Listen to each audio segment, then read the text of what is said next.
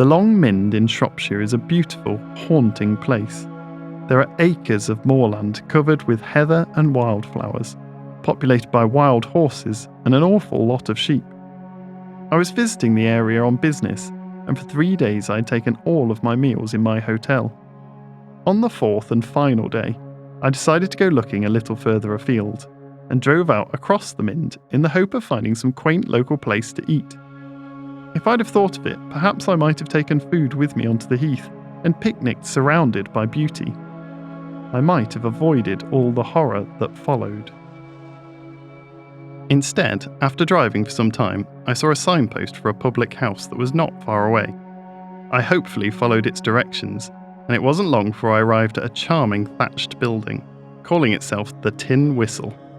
As I climbed out of my car, I admired the setting of the place, the original period features, and the scent of the roses coiling around the doorframe. Upon entering, I found the interior to be just as pleasing. It was light, airy, and tastefully decorated, with a huge fireplace that would no doubt be wonderfully welcoming in the winter. There were only a handful of patrons inside, and they studiously ignored me as I approached the bar. The lady standing behind it gave me a generous smile. "How can I help you?" she asked. I inquired if they served food, and she told me that they did, although the menu was a little limited. I ordered some soup and a sandwich. After some thought, I ordered a glass of wine too, reasoning that it would largely have worn off by the time I came to drive again later in the afternoon. The barmaid informed me that she would bring my drink over in a moment, so I chose a table near the empty fireplace and sat down. As I waited, I gazed aimlessly around the room, tapping my fingers together and allowing my mind to wander. Eventually, my eyes fell upon a man sitting just a few tables away from me, and I was immediately arrested by the sight of him. He was dressed in a heavy black suit and white shirt, with a black tie hanging loosely below his open collar. His face was pale and blotchy, his eyes red. He was slumped forward in his chair with his hands clamped tightly around a half-full glass of beer that stood amongst a number of empty ones. He was clearly dressed for a funeral, and I knew that I should look away, that it was rude to stare. But the man looked so dejected that my heart ached for him, and I found myself searching for some words of comfort that I might offer. The barmaid approached with my wine, and I took the opportunity to quietly ask her about the suited man. She glanced over at him and then looked back at me, a sharp look on her face. "Never mind him," she said coldly. "He's no good. You best stay away." I was a little surprised at her attitude. What kind of no good was he to be treated so unkindly despite his suffering? I didn't respond to her, and instead just sipped at my wine as she returned to the bar, shooting a hard look towards the grieving man. I wished that I had heeded her, or that I had been more cold-hearted. I wonder how things would have been different if I hadn't drunk so much wine. But I did, and here we are. My meal had been substantial, and I did not expect to drive for at least another hour, so I ordered a second glass, and then a third. By the time I had finished it, I was certain that the barmaid and everyone else in the pub were being unfathomably cruel to the black-suited man, and that I had no interest in being like them. I walked over to the man's table and sat down, dropping my hand onto his arm. "You all right?" I asked. He looked up at me, his gaze red and hot. "My father is dead," he answered, "and he is going to hell." I blinked, stunned by the directness of his speech. I was not a religious man, and I had never given much thought to such things, so it took me a moment to arrange my thoughts. "You can't know that," I said a little lamely. "God forgives all, right?" He shook his head. "Not all. Not everything." He pressed his hands hard into his eyes, then suddenly looked back up at me. "You're not local, are you?" I shook my head.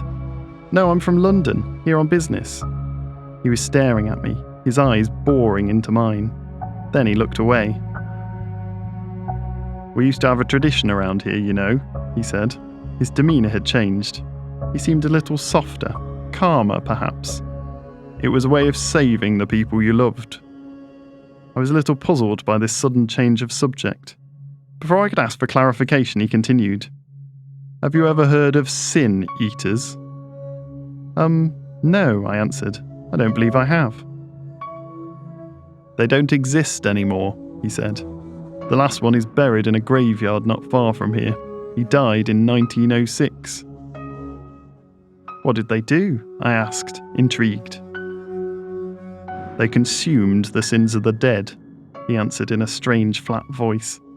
They condemned themselves to hell in the dead person's place. My eyes widened in surprise. Why would they do that? They were poor mostly, he said, and they were paid to do so by richer families. Desperate people, I thought sadly. They would have truly believed that they were forfeiting their souls to eternal torment for the sake of a little money. I know it sounds awful, the man was saying, but this was our family. We wanted to save them. Wouldn't you want to save the people you cared for? I was so caught up in agreeing with the latter sentiment that I almost missed the implications of what he was saying. Your family used to do it, I asked, leaning forward. You used to hire sin eaters for your debt. A long time ago, he nodded, but no one will do it these days. His face suddenly crumpled, and now my father will burn forever. He doubled forwards, his hands pressed on his face, and I could hear his sobs wrenching and painful. I didn't believe that his father was in hell. I didn't believe in hell at all, but this man clearly did, and I couldn't help but be affected by his despair and agony. The buzz of the wine was still warm in my blood, muddling my thoughts into stupidity. I squeezed his arm, and I spoke my own damnation. How does one eat another man's sin?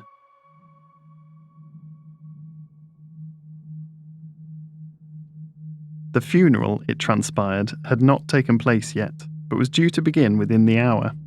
My new friend, whose name I learned was Hal, led me eagerly to a nearby church. I stumbled a little as we entered, as the sudden change from bright summer sunshine to the darkness of the interior rendered me temporarily blind. As my eyes grew accustomed to the gloom, I saw that the church was laid out for the service, pale flowers decorating the pews, and a fine wooden coffin placed up near the altar. Hal stopped there and shrugged off the bag he had been carrying. He opened it and produced a bread roll and a can of beer that he had purchased from the bar. He stood up and placed both upon the coffin, apparently not concerned that it might appear disrespectful. As he did, I saw a glimpse of something silver in his bag. It looked like a book, but I only saw it for a moment before Hal pulled the bag shut and kicked it out of my view. He looked up at me, his eyes bright, and beckoned me over, scribbling something on a piece of paper. When he was done, he moved to the other side of the coffin. You must eat the bread and then drink this, he said, pushing the beer can towards me. And then, when you're done, you must say this out loud. He placed the paper on top of the coffin in front of me. I peered at the writing, my mouth a little dry. Why was I so nervous? This was just a silly little ritual to make a superstitious man feel better. With a shaking hand, I picked up the bread and bit into it, followed by a large mouthful of beer to wash it down. As I ate, Hal stared at me intensely. As soon as I was finished, he thrust the piece of paper into my face. I said, let's see. I give easement and rest now to thee, dear man. Come not down the lanes or in our meadows, and for thy peace I pawn my own soul. Amen. Is that right? For a moment, Hal just stood there, his eyes wide. Then he slumped forward, his hands pressed against the side of the coffin. He let out a deep sigh. The church door opened. I spun around, catching a look of surprise and guilt on Hal's face. In the doorway stood two women, an older lady and another, perhaps around Hal's age. Like him, they were both dressed in black, their faces pale. At the sight of Hal and me standing by the coffin, their expressions became puzzled. Then the younger woman's eyes fell on the beer can resting on the wood beside me. Hal, she exclaimed, a look of horror on her face. What have you done? He shook his head, his hands raised in innocent protestation. She marched forward, jabbing a finger at him. Don't you dare! She turned her gaze sharply upon me. I don't know who you are, mister, but don't you listen to a word he says. What has he told you? That our father will burn in hell? Well, he will, and he deserves to. She stopped beside us and looked down at the coffin lid. where a sprinkling of breadcrumbs remained. She went still, her lips parting. "I'm too late, aren't I?" she asked softly. "You've already taken the sins." I nodded dumbly. She swore quietly under her breath, then looked up at Hal. "You don't care about him burning any more than I do, Hal. Are you so afraid he'll come back that you're willing to damn this poor bastard in his place?" Hal stepped away, grabbing his bag and pulling it onto his shoulder. "You never knew him like I did, Trish," he said. "I did what I had to do to protect us." Trish sneered. "How noble, though not noble enough to take on his sins yourself." Hal said nothing. He walked past us and out of the church. I watched him go, feeling cold and a little sick. Trish looked at me.